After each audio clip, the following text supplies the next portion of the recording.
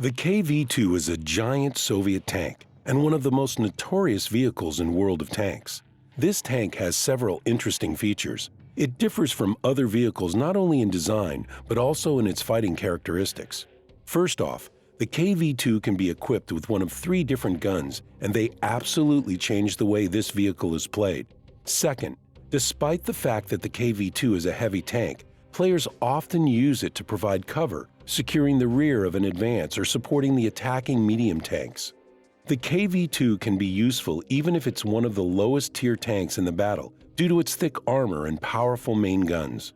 Third, the KV-2 is a great bridge to the higher tier self-propelled guns based on the chassis of Soviet heavy tanks. On the other hand, the T-150 and the KV-1S have better combat characteristics than the KV-2, but not the flexibility. The top guns available for the KV-2 can cause problems for almost any enemy, even for higher tier heavy tanks. When upgrading, you can choose between the 152mm gun, the M10, and the 107mm gun, the ZIS-6. Both are excellent guns, but they play very differently from each other.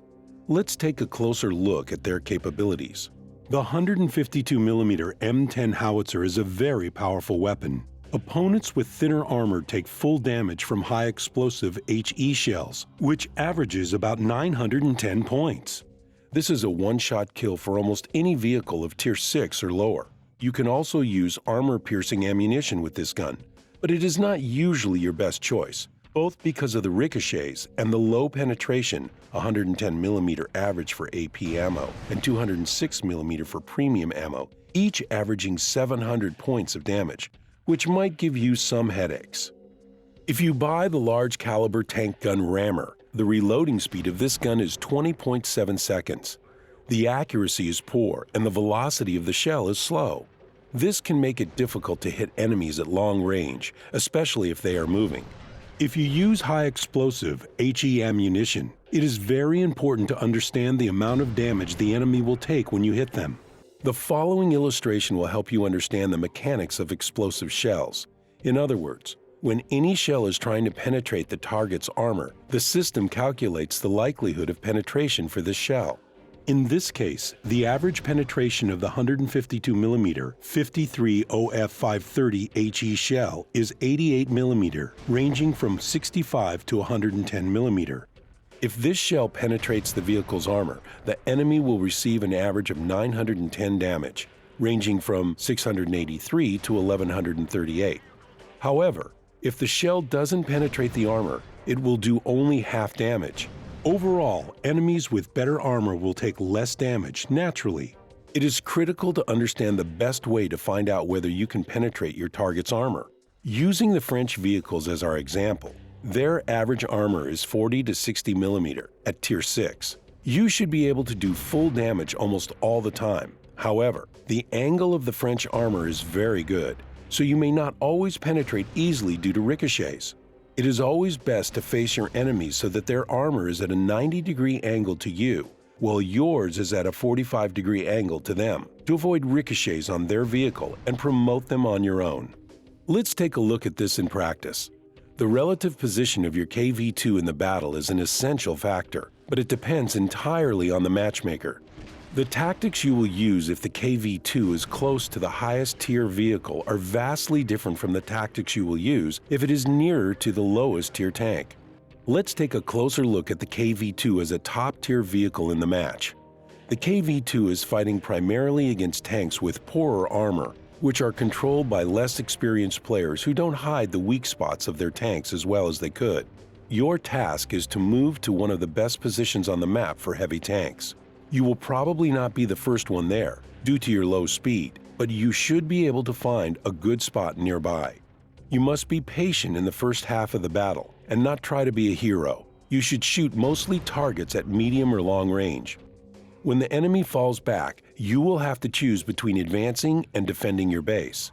In either case, you'd better stay near your teammates because they will help you destroy the survivors and cover you while you're reloading.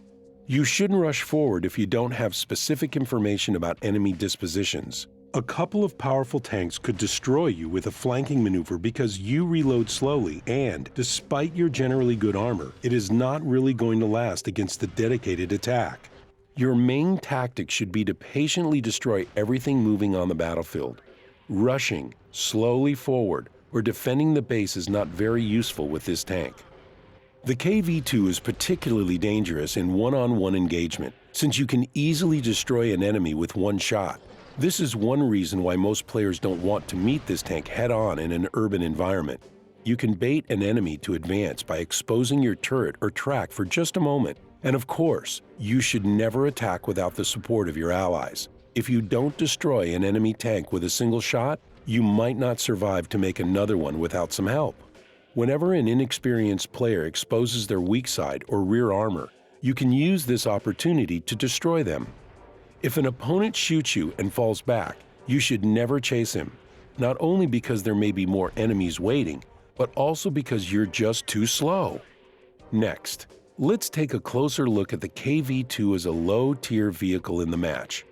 This Soviet heavy tank may be thrown into combat with Tier 7 or Tier 8 tanks, but it can still hold its own. You can choose between two different tactics in this situation.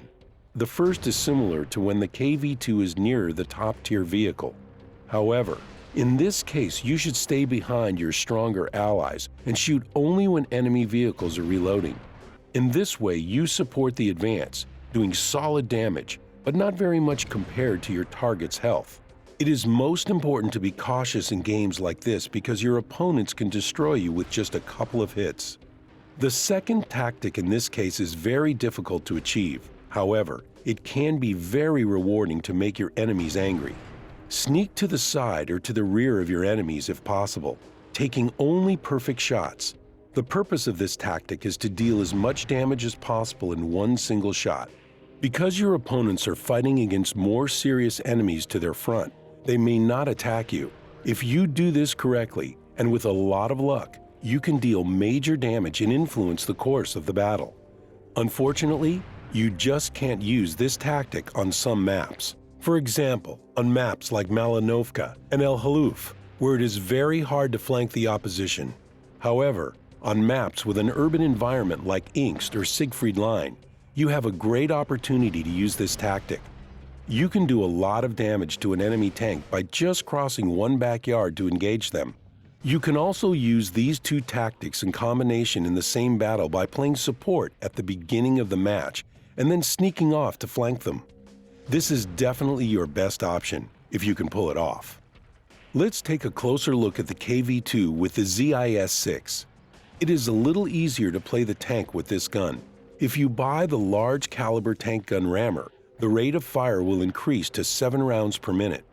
The gun averages 300 damage and has quite good penetration, 125 to 209 mm, 167 mm average, and 219 mm average for premium APCR. This gun is very good all around, even if you are a low-tier vehicle in the battle. However, you might have problems with much higher-tier vehicles. You should shoot only into their weak spots, which can be hard because of the low accuracy of this gun. The French Tier 6 equivalent, the ARL-44, has a more accurate gun and is able to penetrate more armor. The KV-2, when equipped with the ZIS-6, becomes a more ordinary heavy tank, losing the particular style that it can get from the M10.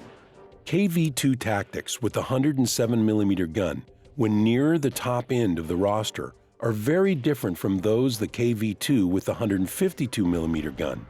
You should still wait patiently to penetrate the enemy vehicles, but now you can shoot more at medium and long range. Now you are also more dangerous in action against multiple enemies because you can fire more often, dispatching weaker enemies quickly.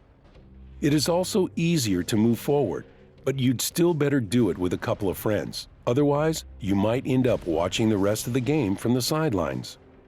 When you are near to the lowest tier tank with this gun, act more like a heavy medium tank, staying in the rear to protect the base and the assault teams from being flanked or scouted.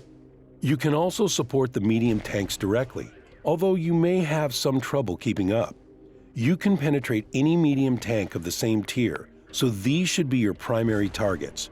Be particularly careful to avoid enemy fast medium tanks, especially if your allies are dead, since they can flank and circle you quickly. Rushing forward when you're low on the list is always a bad idea anyway.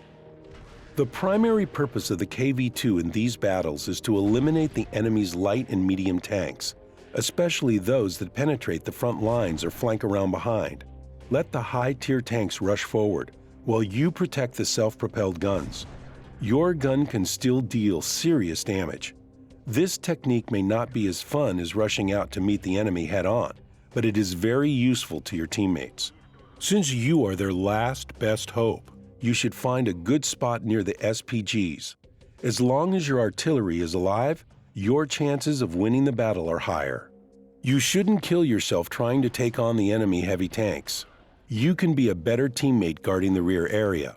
So which modules work the best on your KV-2? The first item for the 152mm gun should always be the large caliber tank gun rammer. This module makes the rate of fire a little higher, and you'll need every second you can get. You may also want to buy the enhanced gun laying drive. This module reduces the time it takes to aim between shots. The binocular telescope can be very useful for low-tier battles. You will be able to see the enemy before they see you, as long as you hold still. Coated optics may be better if you plan on moving a lot. However, the advantage given by this module is not very big. Ventilation is also a good module. But since this tank has a poor view range, you may want to stick to improving your view range. As for the skills for the members of your crew, you should definitely learn the repair skill. Sixth Sense is also great for the commander. These perks will make your life easier and longer lasting. The commander should learn the repair as his second skill when possible, and your gunner should learn Snapshot, since this perk reduces accuracy penalties. Off-road driver is the perfect ability for your driver. There are no outstanding skills for the radio man, but Call for Vengeance and Situational Awareness can be handy. Your loader should learn Safe Stowage or Adrenaline Rush. All in all, the KV-2 is a tank with a lot of possibilities. The lack of maneuverability is definitely one of the cons of this vehicle. This tank is not meant to be a frontline hero. Its main purpose is to support allies with heavy firepower. You should always be alert, observe the battlefield, control your enemy's choice of positions, and select the most dangerous targets to destroy first. Plan carefully, but be able to think on your feet. You can only win if you work with your team.